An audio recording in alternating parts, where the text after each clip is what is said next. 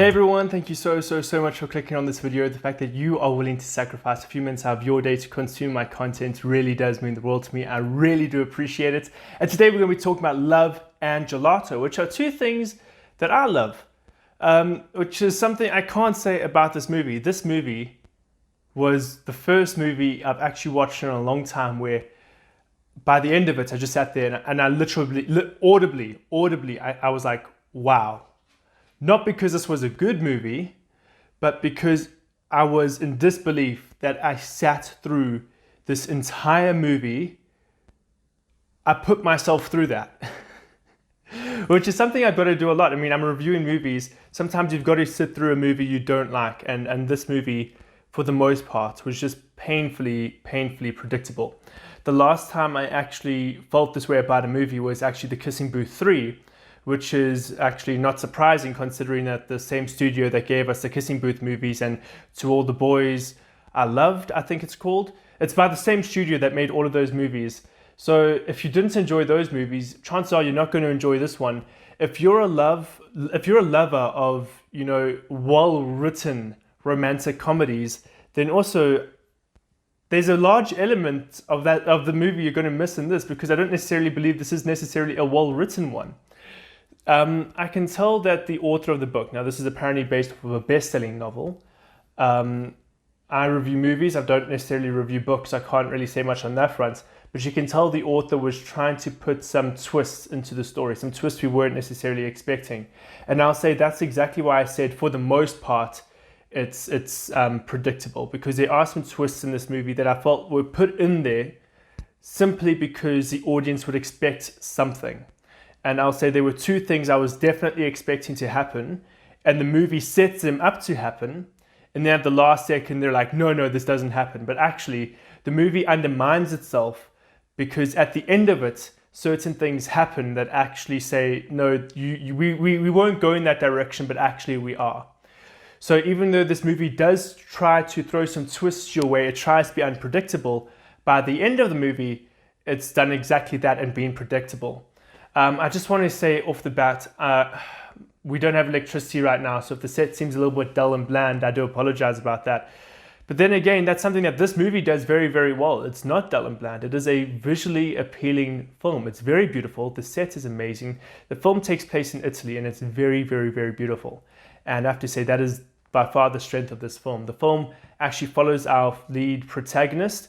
Her mother dies, unfortunately, but she's told, go to Italy and find yourself. And that's what the movie's about. It's about self-discovery. So as much as this is a romantic comedy, the romance is secondary to the self-discovery. And even though the romance and the self-discovery seem to become one and the same near the end, that's not the core focus of the film. It's about our protagonist and her journey from this rather shy, nervous, introverted character into someone who comes into her own, someone who isn't afraid to, step out of the shadows, someone who isn't afraid to embrace what she loves and pursue what she loves.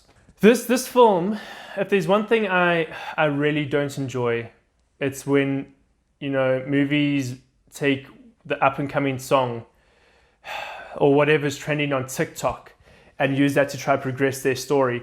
And that happened a lot in this movie. They were like, okay, this song is trending on TikTok, time to throw it into this movie.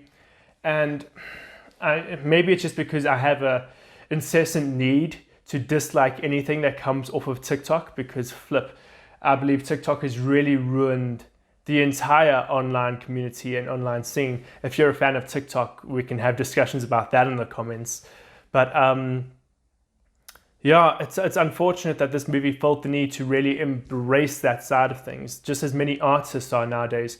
If you've noticed, there's been a serious trend in the way songs are written and music is produced, because you have to find a way to create a track that is, TikTok worthy, because that's how your song is going to become viral. That's how it's going to become trendy. So it's sad that kind of style is even starting to infect movies. Look, I know I'm sounding very negative in this review. This movie isn't terrible. It's not bad. I would say it's completely average. So you'd expect this to be a more average review.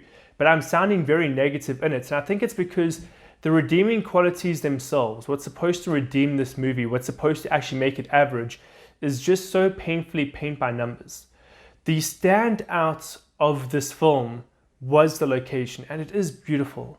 Italy is beautiful, and they did a great job of making sure that we knew this was Italy and its unique culture and its cuisine and everything. And that was a lot of fun to watch and consume. But beyond that, everything is just painfully paint by numbers. The lead character, our protagonist, and even their supporting cast are so paint by numbers. We've got the introverted protagonist who has the overly outroverted best friend, and that's how they work. You guys haven't watched Boo. I don't want to say it. I don't even know how I'm going to say this in the review, but there's a Netflix show coming out soon called Boo Witch. It's not. It's Witch with a B. And it follows the exact same formula, you know, and multiple other Netflix shows follow the exact same formula of, you know, the silent protagonist who's introverted, she's worried about everything, but then her best friend is outgoing and can, you know, push her. And then we've got the overly, you know, extravagant aunt or godmother. That's such a cliche now in these movies as well. So even the supporting characters and cast, like we've seen them so many times. And there's supposed to be a love triangle in this film, but we know which way the eventual romance is going to go because it's so predictable. So not even the love triangle element of this is fresh or exciting. But yeah, guys, I'd love to know what you think. Did you guys think that this movie was necessarily groundbreaking? Did you enjoy it? Did you think it was fun? Let me know in the comments down below. But guys, thank you so much for watching this review. Give me a like if you enjoyed this review. Please do not be afraid to subscribe to my YouTube channel. And I'll see you again in another video.